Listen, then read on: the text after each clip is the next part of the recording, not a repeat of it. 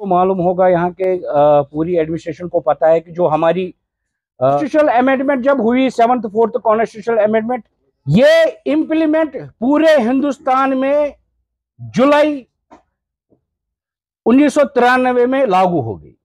7th 4th constitutional amendment यहाँ पे लागू हो गई। तो इस कॉन्स्टिट्यूशनल अमेंडमेंट में बाज़ाब्ता ये चीजें लिखी है कि इस कॉरपोरेशन का टेन्योर कितने साल का होना चाहिए और मैंडेट इस कॉरपोरेशन को कितना है, और यहाँ पे जो पावर्स डेलीगेट किए हैं गवर्नमेंट, जो एक 7th 4th कॉन्स्टिट्यूशनल अमेंडमेंट है, इसमें बाज़ाब्ता जो इख्तियार है, डेलीगेशन है, वो यहाँ के चीफ इलेक्टोरल ऑफिसर के पास है, यहाँ की जो स्टेट इलेक्शन कमीशनर है उसके पास है।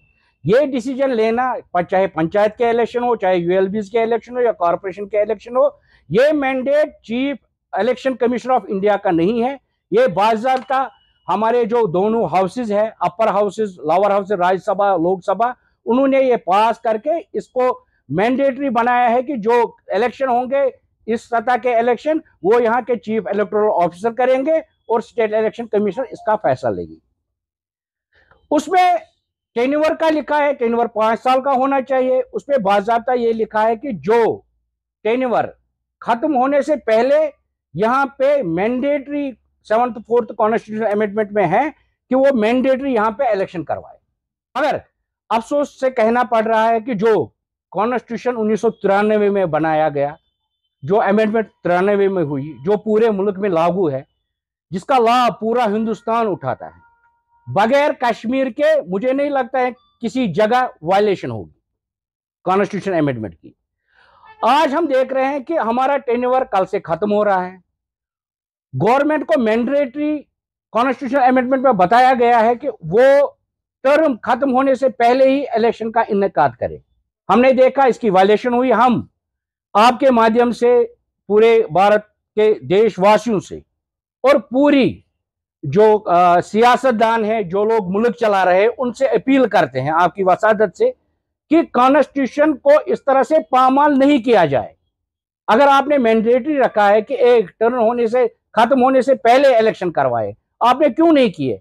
अगर आज यहाँ की स्टेट गवर्नमेंट, जो यूटी गवर्नमेंट है, अगर वो कह रही है कि जी हमें ओबीसी अभी कंफर्म नहीं हुए कौन सी सीट है, 5 अक्टूबर 2020 से ये क्या कर रहे थे? इन्होंने कौन सी प्रिपरेशन की है? आप उन अफसरों के खिलाफ एक्शन लीजिए। उन्होंने रीऑर्गेनाइजेशन एक्ट को यहाँ पे इंप्लीमेंट किया, क्या उनको ये सब चीजें पता नहीं थी कि टर्म खत्म होने से पहले यहाँ पे यूएलबीज इलेक्शन करवाने हैं?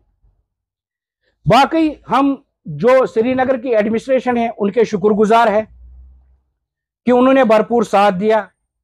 जो यहाँ के श्रीनगर की हम बात करेंगे, क्योंकि हम श्रीनगर के नुमाइंदे, हम अपने लोगों को भी आपकी वसादत से शुक्रिया अदा करते हैं कि जिन्होंने हमें उस मुसीबत में वोट डाले जब यहाँ पे बाइकआउट की सियासत चलती थी। देखिए, जितना मुझे एक्ट के बारे में पता है, जितना मैंने म्युनिसिपल कॉरपोरेशन एक्ट को पढ़ा है, समझा है, जाना है, और बाकी जो भी पंचायत के एक्ट है, यहाँ पे म्युनिसिपलिटीज के एक्ट है, मैंने सभी एक्ट पढ़े हैं।